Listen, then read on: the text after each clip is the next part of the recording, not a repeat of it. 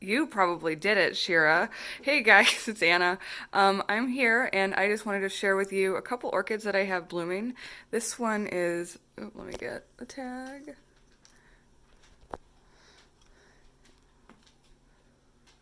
Anguloa virginalis.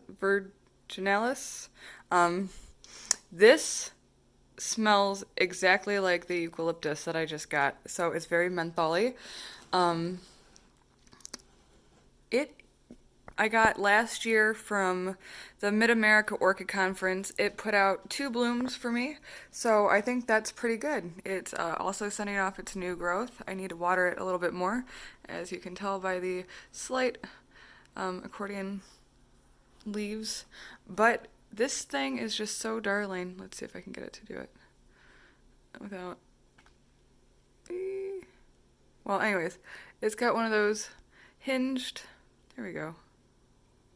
It's so cute. Anyways, I was walking with it to work yesterday, and I got to work and I was like, thank God I didn't water it before because this is pretty heavy. It's in a clay pot.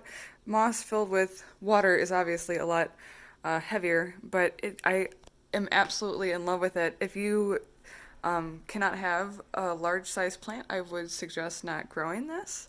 But it is, I love these flowers. They're just so unique, so different, and just so pretty.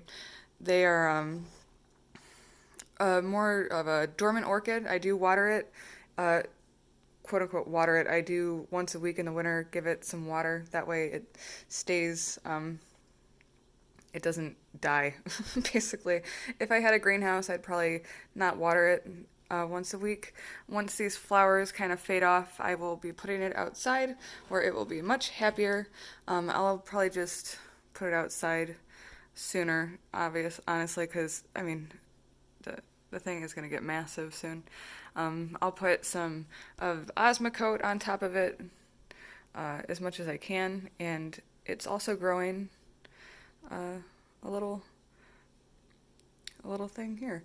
Um, Earlier, I was saying you probably did it, Shira. I was referring to this. I didn't know that my cat had eaten this. Anyways, I got this. Oh, this is also from Equa.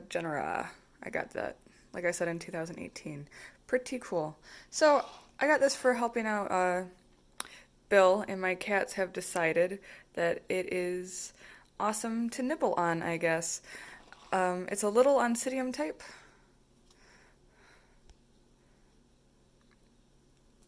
But it has, as you can see, bright pink flowers. It almost matches my Glam Diva.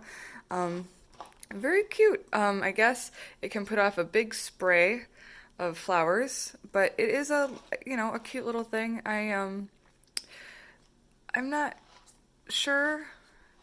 I do like oncidiums. I think people like oncidiums. I don't know how much I like them, but this seems like a fairly compact grower, so I'm happy for that.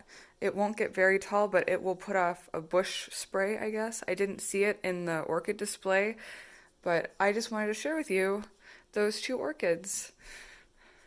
And I think they look pretty damn good against my wall, don't you think? um, so that's about it. Um, let's see.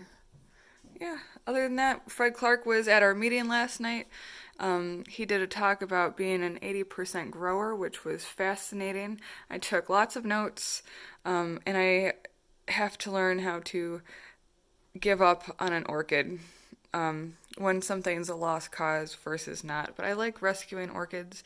I just have that feeling like I'm doing something good and I want to share it with people, put it onto the table for the raffle or, you know, give it away. I'm not looking to make anything off of them usually, but yeah, pick up like a orchid division or whatever. So yeah, that's about it. Um, I'll do more on the talk that he did.